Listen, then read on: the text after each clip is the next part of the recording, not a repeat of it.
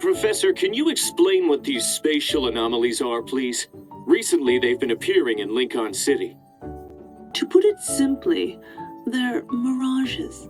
They have taken on a physical form. Mirages reflect scenes from far away. Do these spatial anomalies have an original that exists somewhere? I believe they could be distant lands in the cosmos. So yes, they're far away. Spatial anomalies appeared because of the intense fluctuations in the deep space tunnel. You can say they're mirages on a cosmic scale. Did you get a notification about that mission? Our city is very creative for hosting an event inside a spatial anomaly. Among the spatial anomalies that appeared in Lincoln City, the stable ones hunters had already verified became tourist attractions. The city's government plans to hold a grand romantic pledge event in one of them to bring in more citizens and tourists. Midsummer Vows. The ceremony's name is really romantic. Too bad I'll be watching other people's happiness from the sidelines. To ensure the spatial anomaly remains stable at all times, the association has deployed a team of hunters. They'll be patrolling the area during the event preparations. Hunters have been assigned undercover identities as well, is to prevent the citizens from becoming anxious. I'm going to be a fortune teller for this. I wonder who will be lucky enough to experience my limited time services. What about you? I'm the ceremony planner. So, you'll be involved in setting everything up? Yeah, I didn't expect to be responsible for a lot of things. Doesn't that mean you'll be able to exchange vows at the ceremony you arrange? Are you already thinking about it? As Tara speaks, images begin to form in my mind.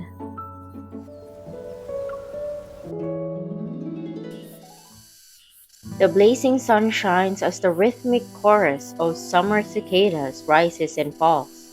It's a natural soundtrack of the Midsummer Vows ceremony. As the ceremony planner, I receive a call from the planning company. That's why you'll be sending someone to rehearse the ceremony with me? Yes, it's a necessary step. He'll experience the entire process as a guest and help you optimize the experience. I didn't know such a job existed. Alright, I'll cooperate. After hanging up, I look at my text again. Are you free the week after next? There's an event I help plan. I want you to see it. Hunters are multi-talented nowadays, huh? I have a new mission, though, and there might be a scheduling conflict. He promised to hang out with me next time. What's the matter? Are you having a tough time at work? The stall owner who's setting up her building blocks display nearby comes over. She's friendly, and we've gotten along quite well over the past few days. You can take a break if things aren't going your way. Do you want to play with these building blocks? It's great for stress relief. Newly placed flyers are displayed on her stall. In bold print are the following words: Build any world you desire. I have a variety of building blocks. You'll still be surprised on the day of the ceremony, even if you play with them today. Surprises, huh? They're not that important. What's the point of preparing them if Caleb can't attend the event? A little surprise isn't bad when it's for someone you care about.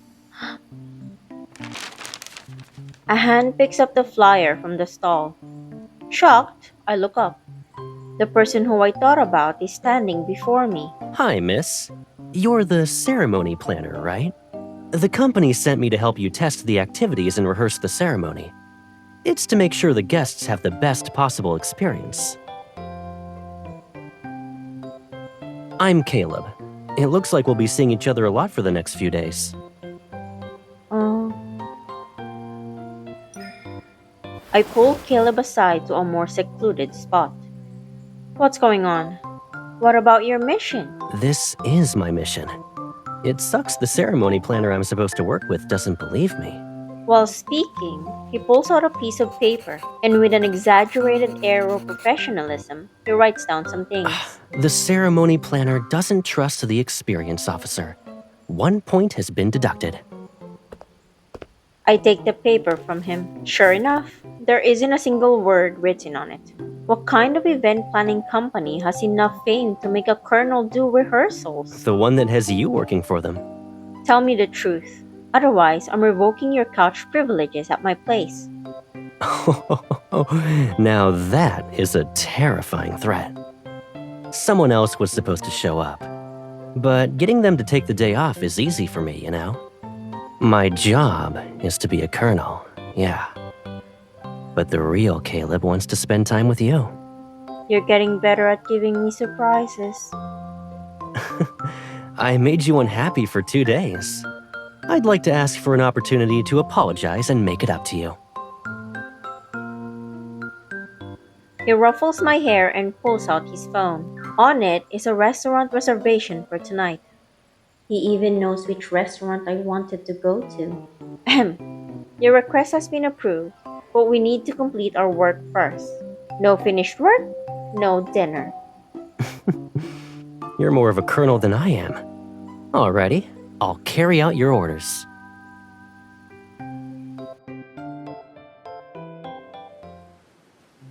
The rehearsal for the ceremony continues at the message board area. Acting as guest, we write messages on cards designed for this and stick them onto the elegantly decorated board. Caleb, I think the experience here is sort of like the photo display. It's more than just sort of. Most guests won't bother to come here after visiting the photo display. I suggest you change some things, Miss Ceremony Planner. A card that wasn't secured properly falls. Just as I reach out to catch it, I see it suspended in midair. The card floats toward me. Because of Caleb's evil, it hovers in front of me like a small white flag. How many problems have we encountered in our rehearsal? This is the 6th one. Once again, it goes to show that plans on paper never work out in reality. With Caleb's help, we've identified quite a few flaws in the event. Isn't that why I'm here? I'll help you make your plans a reality. Now that we've experienced every part of the ceremony in advance, how can I still surprise him? I need to come up with a different surprise. Then I can give it to him as a gift. A warm hand suddenly covers my brow. I didn't even realize it was furrowed. If you're worried about not having any new ideas, I know a place that might inspire you. It's a little dangerous, though. We need to see if our ceremony planner is brave enough to go.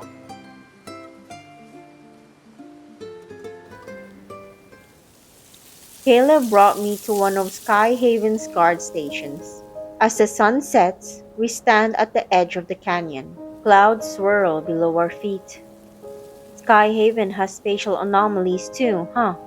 The Far Space Fleet investigates all spatial anomalies in Skyhaven. They've already checked this area and determined that the fluctuation index is stable. We named this place Cloud Canyon. Come closer. If you fall, you'll never be found again. I take his hand and playfully wave it. You should be careful too. We'll fall together if you don't save me. Caleb holds my hand more tightly as he leads me along the edge of the canyon. A massive tree slowly emerges from the clouds. Under the tree, there are piles of wooden pieces stacked on top of one another. Each has a different shape and design. Why are they stacked up like that? They look like building blocks. It's the message board for this place. Huh? Puzzled, I pick up one of the wooden pieces. It has a golden thread tied to it and tiny symbols carved onto its surface. This looks like text. Is this a sentence? Yep. It says, I wish we could be each other's most important person. Really? And that? I point at another wooden strip nearby. It says, I wish we could meet up when the weather is nice. And this one says, I wish we could meet up even when the weather isn't nice. They aren't even in the same pile. I knew you were making it up. His smile widens. Even if they're from an unfamiliar world, you can always find similarities in what people do. He points above our heads. Ancient giant trees rise above the mist that's covering large portions of the sky. Their leaves rustle in the wind. The atmosphere, the carefully decorated wooden strips, and the earnestly carved words, they're related to wishes. I carefully trace the carvings on the wooden pieces and imagine the hands that once etched these letters. There are some blank ones here. Do you want to write one yourself? Caleb places a small knife in my hand. But we need to make a promise. We're not allowed to peek as we carve. If you don't want me to see it, then you'll have to carve it in a language I don't understand. Wind rustles the green leaves of the giant trees as I pick up a wooden strip. I look at the crimson glow on the horizon. I wish Caleb could watch every sunset with me. The words appear in my mind, and I use the knife to solemnly carve them with great care. I wonder what Caleb is writing. I quietly sneak up behind Caleb. I wish I could always come home to her. It's like the knife in his hand is carving marks on my heart too. Each movement is gentle. Are you peeking to make sure I'm writing in a language you understand? I quickly turn away. I was just trying to get inspiration. If we replace paper with wooden strips, no, message blocks, then we can use them to build a small house of messages. Not bad. It's more creative than a message board, too. If I were a guest, I'd check it out. It can also be a house of wishes, a house of truths, or a house of vows. A thought suddenly surfaces in my mind. If anything can be built with these blocks, then what about a home? I must be pretty good since I'm keeping your inspiration flowing. I'll be counting on you for all the upcoming experiences. We exchange smiles. Then we pick a stack of wooden pieces and place our two strips together at the top of the pile. I've decided to build a home with building blocks. It'll be my gift to Caleb. During our break, I tell the others that I want to go for a walk by the river, but I'm actually sketching designs of the home. I wonder if this home matches what Caleb has in mind. Where did you go? I quickly hide my sketches in my bag. Then I lie down on the grass and pretend to be asleep. You walked yourself into a coma. Cool. He taps the tip of my nose.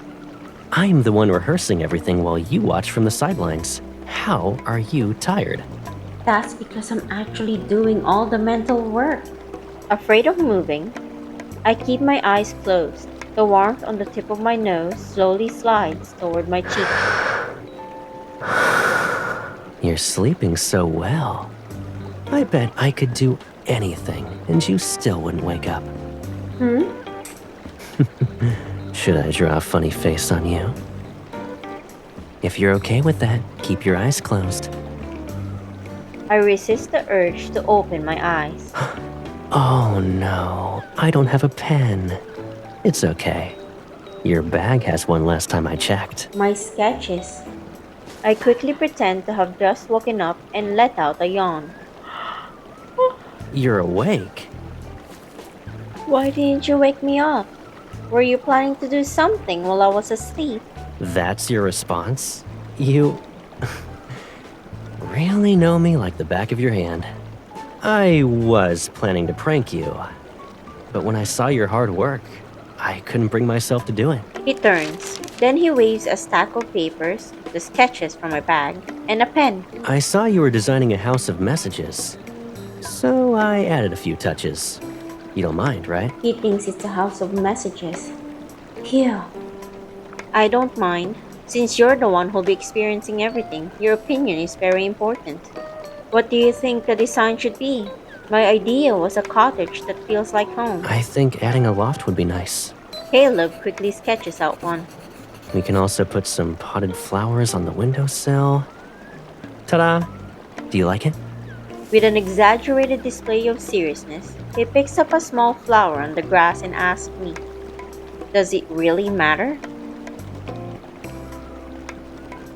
Caleb softly chuckles. tucks the small flower into my hair and holds up a bright green blade of grass in his hand. Yeah, it does. It looks prettier than this blade of grass. No wonder you've been smiling while looking at my hair. I make Caleb stay still, tuck a few blades of grass into his hair, and quickly take a photo of us. Send that to me. This is part of the photographer's exclusive collection. Oh, then can I trade a good idea for it? He picks up the pen again and quickly draws a tree on the sketch. A small recorder could fit inside this tree. When guests place their blocks, you can ask them to read their messages aloud. If I give this house to Caleb on the day of the ceremony, I could also record our vows. That sounds good. Before I can finish, my phone floats away and lands in Caleb's hand. Since you've accepted my suggestion, I'll take this photo, Colonel.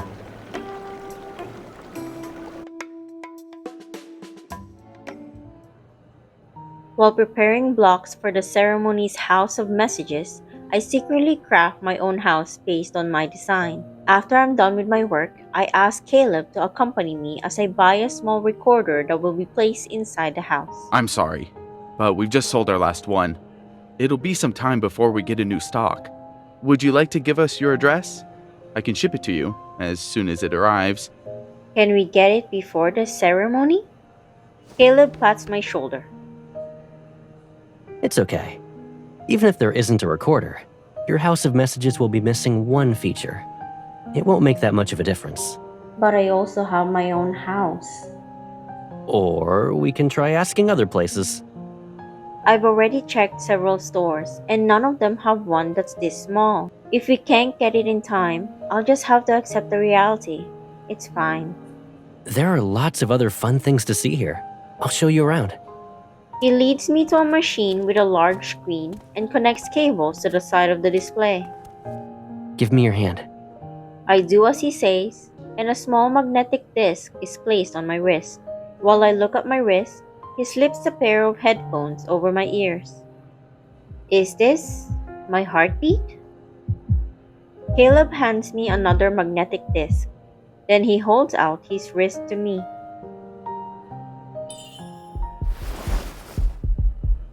Yeah. Now we're hearing our heartbeats. On the screen beside us, colorful lines rise and fall based on the rhythm of our heartbeats. I've seen this on the internet before. It's a device that detects heartbeats and emotions.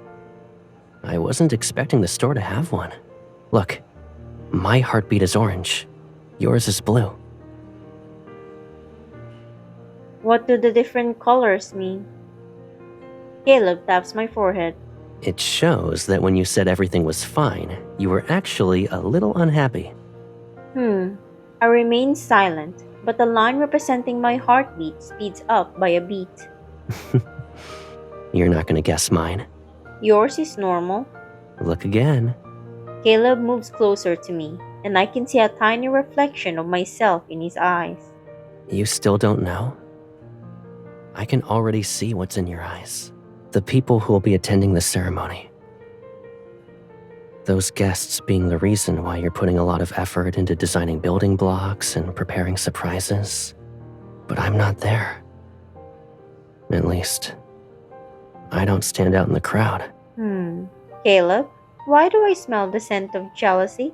You can smell emotions even when you don't see them, huh? Suppressing the smile that's about to appear on my face, I pinch Caleb's cheek. Aren't you the one preparing for the ceremony with me every day? You're the only thing I see. Then what I want to see are smiles like this.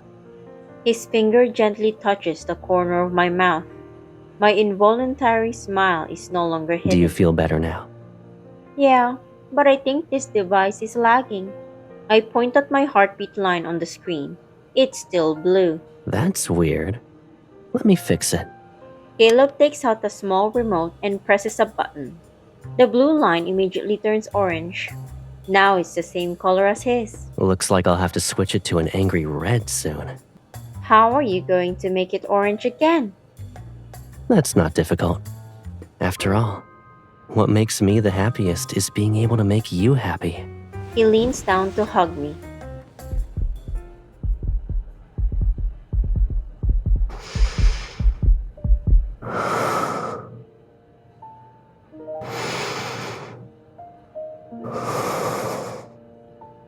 As long as our heartbeats are in sync, those two lines will be the same color.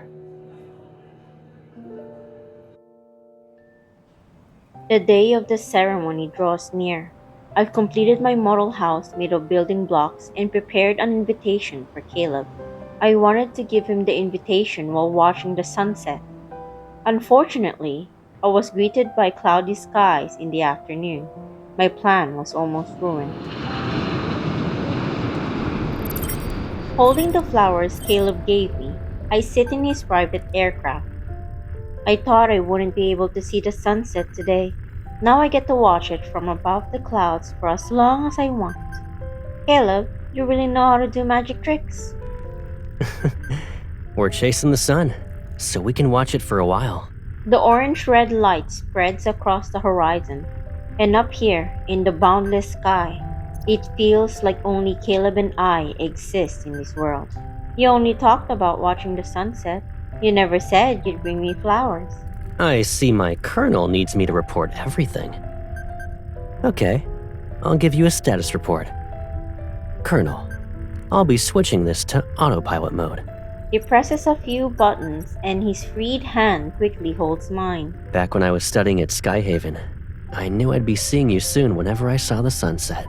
I thought I'd have more freedom after graduation. And then when I saw you, I'd see the sky at different times. I never expected it to still be like this. It's as if the sunset's warmth is touching my heart. You always find me right after you finish a mission. You don't let yourself rest for the night. I do it so I can get a good night's sleep. Taking a break requires you to sleep. You can't do that when you pilot an aircraft, especially when you have to fly so far. Caleb can. Yeah, Caleb can. I slowly pull out my invitation from my pocket. You've always been the one who returns to find me, Caleb. I want to be the one who found you first this time. The golden rays of the setting sun shines through the aircraft window and illuminates the envelope. He takes the invitation, but he places his hand behind his back. But when we were kids, you were the one who found me first. So, in the name of fairness, I should wait until we land so I can invite you first. Why do we need to wait until we land? Because I'm piloting the aircraft. I can't read the invitation that you put so much thought into preparing. As he speaks, he makes a show of placing his hand on the control stick. That won't stop me. Ahem. Mr. Caleb, would you be willing to attend the Midsummer Vows ceremony with me? Your options are yes, yes, and yes. Smiling, Caleb picks up a pen, opens the envelope, carefully signs his name on the invitation, and hands it back to me. Then I'll choose the fourth option. I'd be delighted.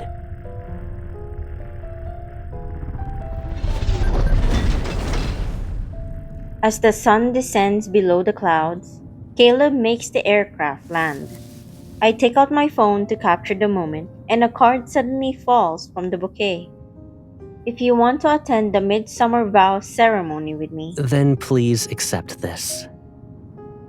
Sorry, I hid it a little too well. I was beginning to think you wouldn't find it. does this mean you invited me first? Caleb, you sly fox. Amusement appears in his eyes. Weren't you afraid I'd never find this? On top of not inviting you? Nope. I have plenty of ways to invite you. This was just one of them. What else did you have planned? He raises his index finger to his lips. Since this worked, you'll have to wait to see the other ways.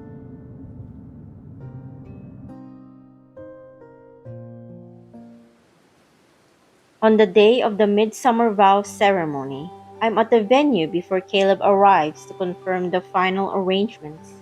After finishing my work, I wander around while waiting for Caleb. I end up overhearing a conversation between two staff members. Did that really happen?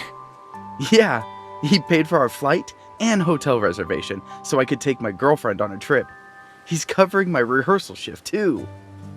I can't believe someone would do all of that just to cover a shift. A penny for your thoughts. I'm thinking about how some people can spend their own money for their work. Take Colonel Caleb, for example. Maybe it's not work for me. Caleb takes my hand. It's a wish come true.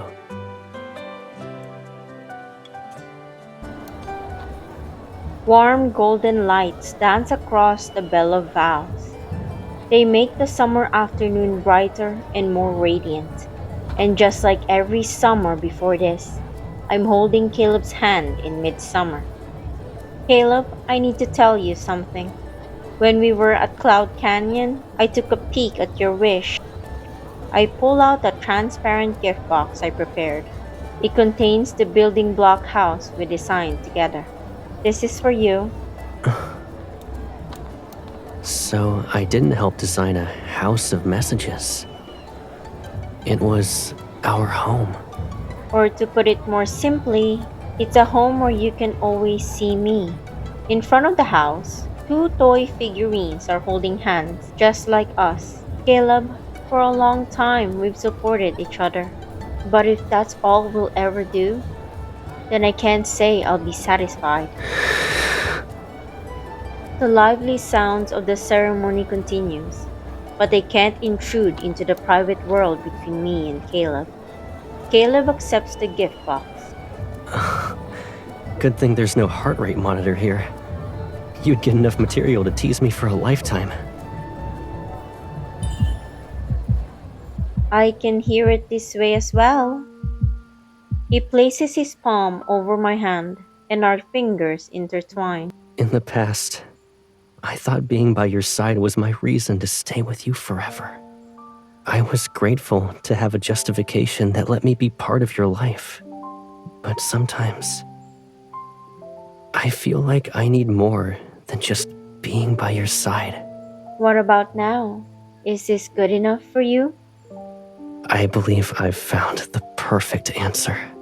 We'll always be there for each other.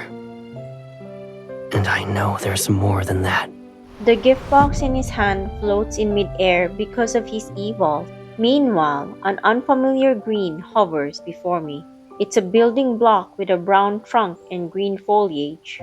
It looks exactly like the pagoda tree that stood in the old house's yard before it was destroyed. Compared to the tree in our sketch, this one might be more fitting for our home. I take the building block from him and feel a small bump on the tree trunk. A tiny recorder. Today, we went to the canyon. They say wishes that are made there will always come true. I watched you pretend to be asleep while you were next to me today. I wished that moment could last a little longer. Today, you almost heard how fast my heart was racing. Today, I watched the sunset above the clouds with you. I wish I could bring you deeper into a world that is mine, and mine alone. It's like an audio diary. Each recording takes me back in time. After going to Skyhaven, the chances of spending this much time with you became rare. I saved these moments so I could look back on them later. You already guessed what I was going to give you. But that didn't make it less of a surprise. It actually made it better. Guessing what your gift would be was the first surprise. Seeing it with my own eyes was the second. I opened the gift box and placed the pagoda tree in the yard of the house. Then I put the two small figurines beneath the tree. They can stay in a home where they'll have each other forever. That can be us in the future. I'll be who I was before. I'll be the first person you see in the morning and the last person you see at night. As a close friend, or any other role you want me to be. That doesn't matter, Caleb. All I want is you. Under the brilliant sun, our warm breaths gradually close the distance between us. Then it turns into a gentle kiss.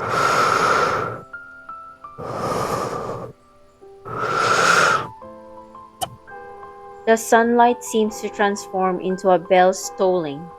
It gradually fades with our vows.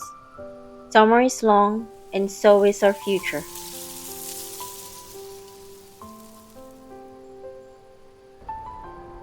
The orange-red afterglow permeates the clouds. This is the sunset that Caleb and I will never get tired of watching. As Caleb carries the gift box containing the house, we stroll through the crowd on our way home. I can't believe it's already over. I almost want to plan another ceremony. I wonder who complained about being tired during rehearsals. Oh, I know. It was Caleb. He raises his phone, which is playing a video that was recorded during the rehearsals. In the video, I'm slumped against Caleb's shoulder. I loudly proclaim that planning a ceremony is more exhausting than fighting wanderers. It's a good thing I've got solid evidence to prevent you from turning the tables on me. Why do you have a video? Let me see.